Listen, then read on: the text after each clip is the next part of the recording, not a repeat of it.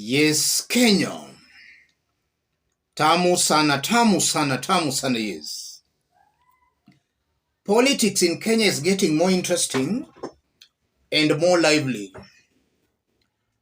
A few minutes ago, Raila Odinga, taking to his social media accounts, had this to say: Raila Odinga, it was a great pleasure, as usual, to meet and exchange notes with my friend Senator Chris Coons.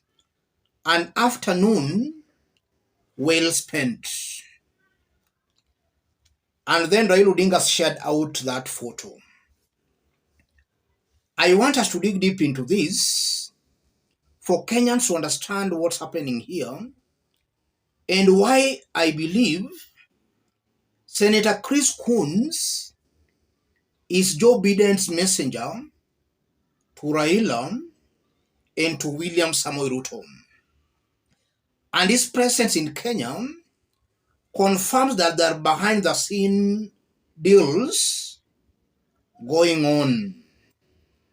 And for those who do not know the senator, this is not just your ordinary American senator, but a very close friend to Joe Biden's. In fact, as I talk, he is the co-chair of Joe Biden's 2024 presidential campaign secretariat. He is a co-chair. So is somebody highly regarded in the ranks of Democratic Party, a very close Joe Biden ally, and equally a very close Uhuru Kenyatta ally, having been Uhuru Kenyatta's classmate years back.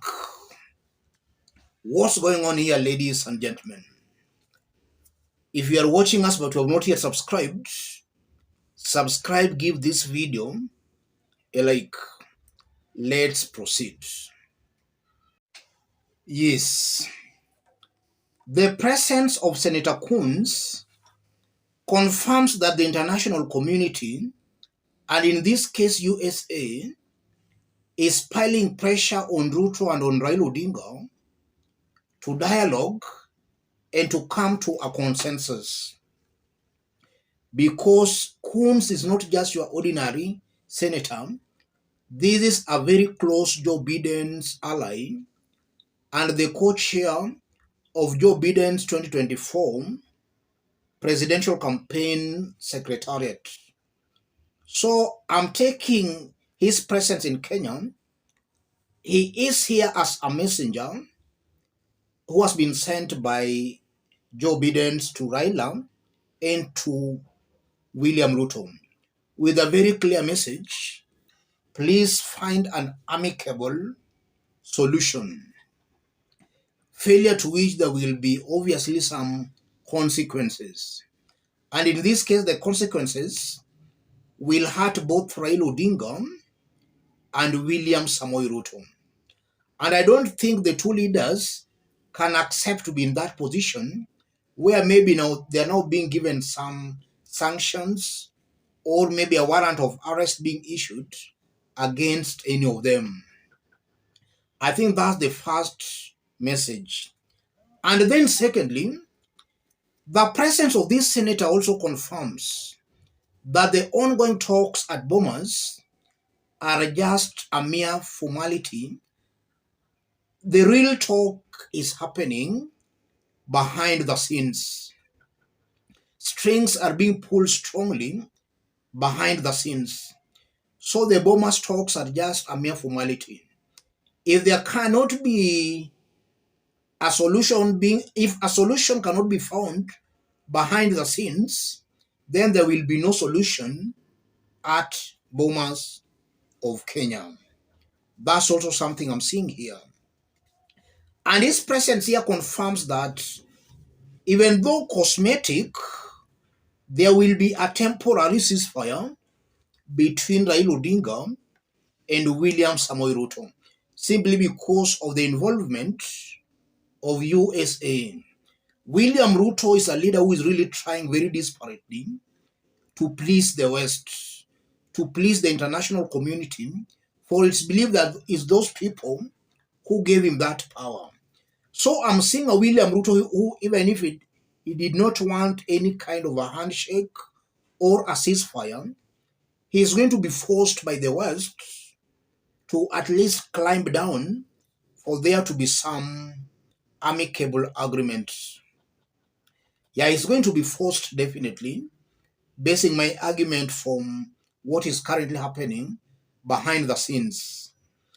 What this means, ladies and gentlemen, is that the likes of Rigathi Gachagua, all these individuals who have been seen making a lot of noise from the mountain, it's almost certain and very clear that they are going to lose this war. Because Rigathi and his team, they really don't want anything to do with the ceasefire.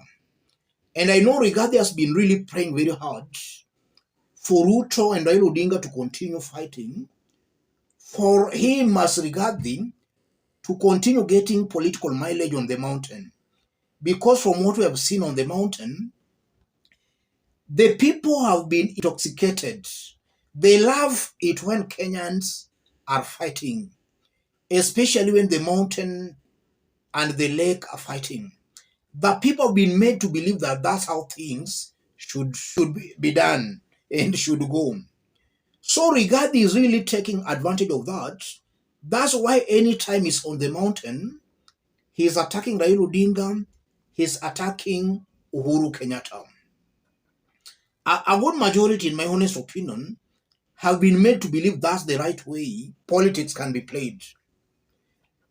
The meeting, or rather the presence of this senator, spells doom for Rigathi and his team. It's either they start changing their strategy or they'll find themselves a very isolated team. That's also something I'm seeing coming out very, very clearly.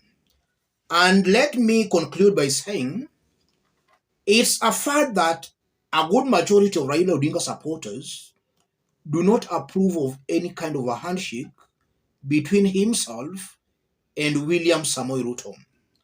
And I believe that a handshake between Raila and William Ruto will favor William Ruto more than Raila Odinga, because already as I talk, William Ruto is already very unpopular on the ground.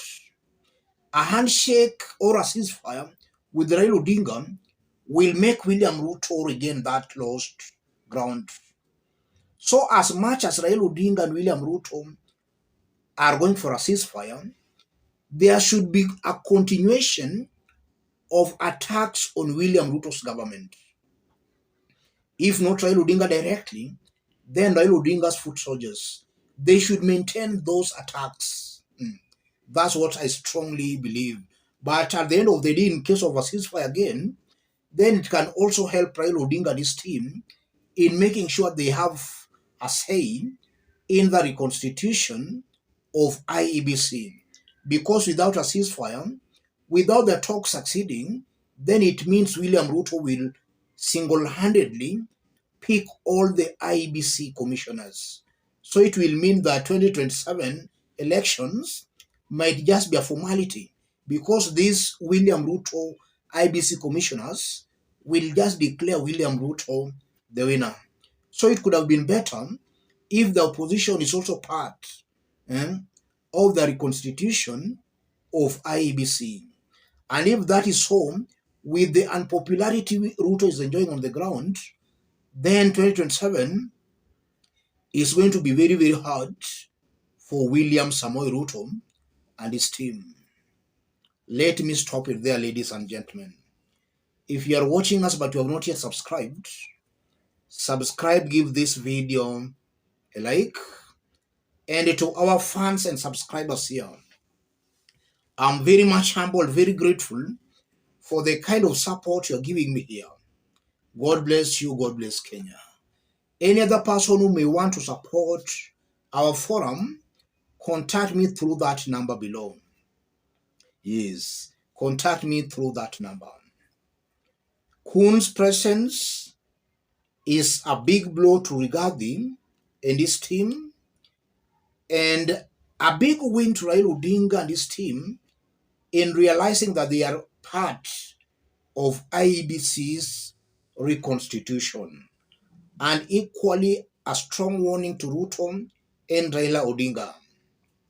Please dialogue or face the consequences. Let's meet in our next analysis. Thank you.